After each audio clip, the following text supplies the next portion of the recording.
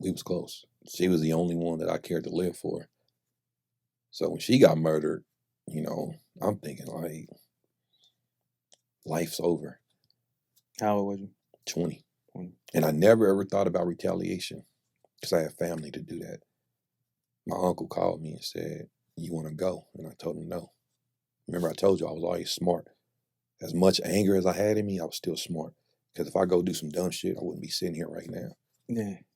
So whatever he did, the dude turned himself in, and that's that. But yeah, it took away the biggest part of my life, that was my world, my everything. And losing her, it affected me the rest of my life. That was my last piece of an immediate family member. So now I got to live the rest of my life with no one. Excuse me. And on top of that, she didn't just die. He shot her. She got shot 6 times. They found her. I'm at work at the music land, the landing. I get a call from my cousin, who I said takes care of me. "Hey, have you talked to your sister?" I said, "No, I haven't talked to her."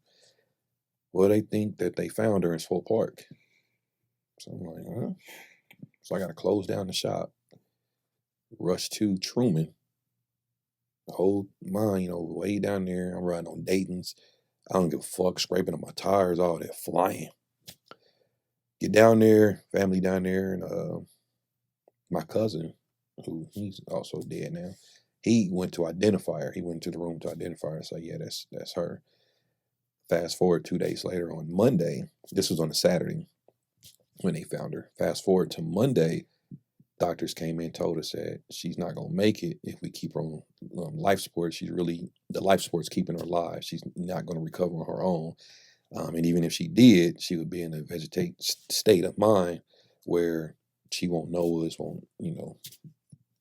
it'd be basically worthless. So they asked what we want to do. Well, at that time, the woman who gave me birth thought she was going to make the decision. And I said, "Nah, I got it." So I made the decision to take my sister off life support, and after that, I was with her to her last breath. Then I went back to work, tried to work, but I couldn't. Like, it just hit me.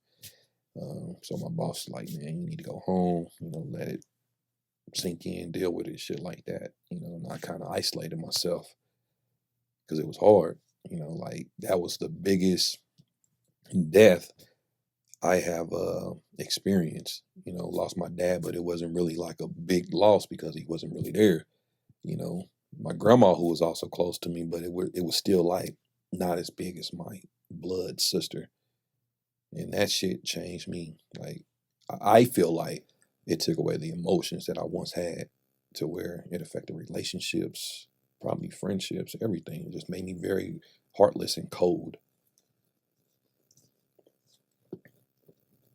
It doesn't seem as if you're heartless and cold, though. Like, because when I've talked to you, as far as like you wanting to create a safe space for men to talk, and That's now, though. What are you talking about? you talking about years Way when it first happened. I didn't know if you That were was saying to therapy. change your life complete. You did therapy. Mm-hmm. What made you go into therapy? Because that was shunned when we was. I had to go because I was still very aggressive and fighting and stuff, and I needed help to let go of a lot of things and come to terms with a lot of things. So that was my first dose of therapy as an adult, was back then, because of, my sister being killed, dad gone, mama gone, family gone. My stepmama, that's my cousin who raised me, she gone. Everybody around me gone. So I'm like, it's God punishing me. I went to T. Irvin's funeral, and his uncle, I believe his uncle, he had said, "Do sometimes you hate God?" Yeah. And I'm like, yeah. Yeah. Because why would he give me this life? Out of all the people in this world, why would you give me this life? Then I talked to my therapist last week, and she said, "Why not?" Why not you? Look at all the positive influence you've done, all the things you've done in your life. Why not you? And as hard as it is to accept that, because you still feel that sense of why me? you know, that hurt, that pain that you go through. Then you look on the positive side and you say, well, yeah, because of what you've been through, because of what he took you through, you are now impacting a lot of people's lives just by being you, not lying, not being this character, not just by being yourself, you know?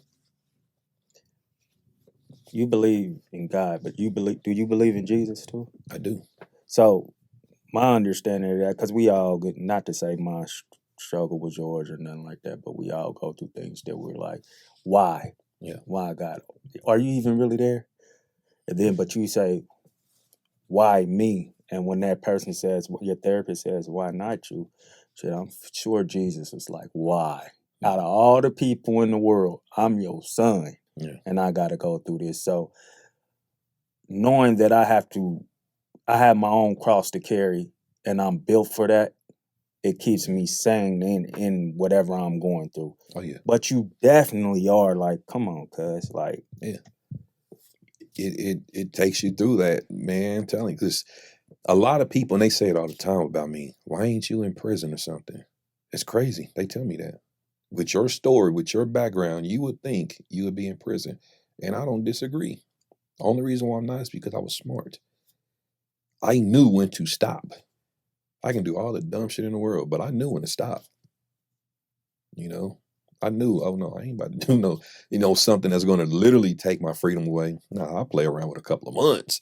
But when you talk about 15, 20, oh no. That's why I don't play with no drugs. Yeah. I don't know. That ain't in me. When they giving out 10-year sentences and shit, there's people that know. No, that's not what I'm about. Not because I'm a punk. I just don't want to go sit down for 10 years. Yeah. And if more of us thought that way, instead of going down that road because they see the light, they see the money, but they don't realize there's consequences behind that. And if they really thought about that and say, hey, I'm not built for prison, they'll go to work. I go to work in a heartbeat, put on my shirt and tie in a heartbeat. Because if you ask me, I lived a better life than some of these drug dealers. No, for sure. You know? Yeah.